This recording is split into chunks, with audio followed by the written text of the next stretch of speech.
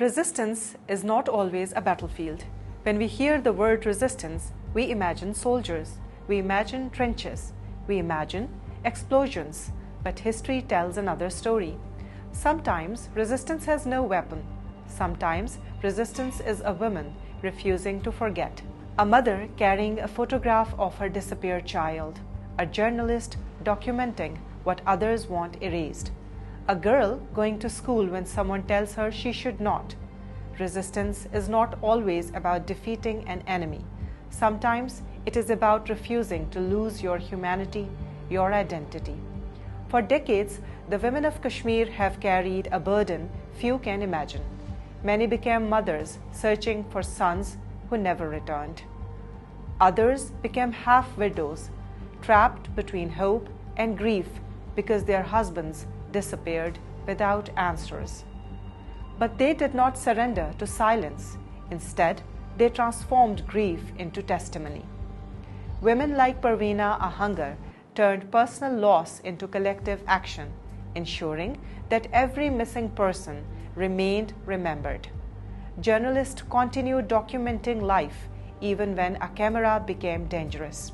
Writers like Anjum Zamarud Habib preserved memories before they could disappear. Students defended their identity through language, education, and culture.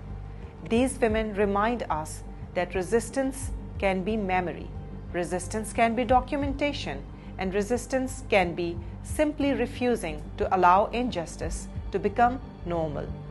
Kashmir is not alone. History is filled with women whose greatest act of defiance was refusing to disappear, to silence. In Argentina, the mothers of Plaza de Mayo walked every week carrying photographs of children who vanished during military rule. They carried no weapons, only truth. In Afghanistan, girls secretly continued learning when education was forbidden. Every hidden classroom became an act of resistance, and it still is. Through the olive tree and the art of the trees, Palestinian women transformed cultural heritage into peaceful resistance, preserving identity, memory, and steadfastness in the face of conflict.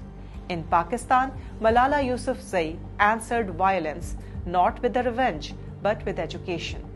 One school book became stronger than fear. In Liberia, thousands of women united across religious divides and peacefully pressured leaders to end the devastating civil war. They did not fight with guns, they fought with resistance and persistence. In Chile, women embroidered stories of the disappeared into small pieces of the cloth called a perihuela. Needles and threads became evidence that words were censored. Across history, women have resisted through memory, through art, through education, through motherhood, through truth. Their battlefield was everyday life. Perhaps we have misunderstood resistance. Perhaps courage is not measured by how loudly someone fights, but by how faithfully they refuse to surrender their identity. The women of Kashmir remind us that silence is never inevitable.